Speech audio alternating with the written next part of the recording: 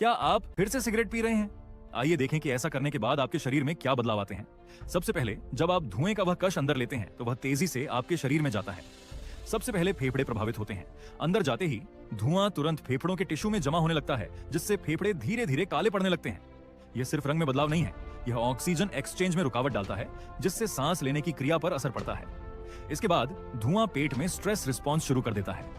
क्या आपको अपने पेट में कोई तकलीफ महसूस हुई है? ऐसा इसलिए है क्योंकि धुएं में मौजूद केमिकल पेट में जलन पैदा करते हैं, जिससे पेट ज्यादा गैस्ट्रिक एसिड बनाता है, जिससे तकलीफ होती है और शायद गैस्ट्राइटिस भी हो सकता है।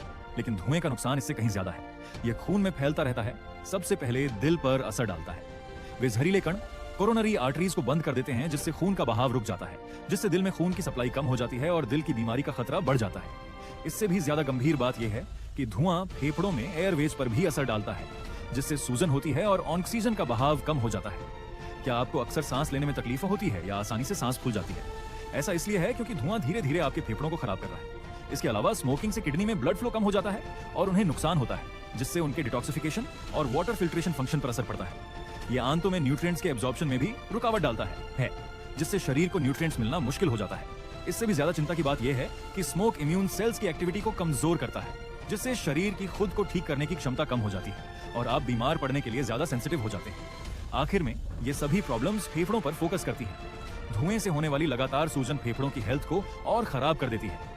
लेकिन धुएं के एक कश का नुकसान सिर्फ फेफड़ों तक ही सीमित नहीं है, यह लहरों की तरह फैलता है, जिससे पूरे शरीर में कई सिस्टम पर असर पड़ता है। इसलिए स्मोकिंग सिर्फ एक ऑर्गन को नुकसान नहीं पहुंचाता, यह धीरे धीरे आपके पूरे शरीर की हेल्थ को कमजोर करता है।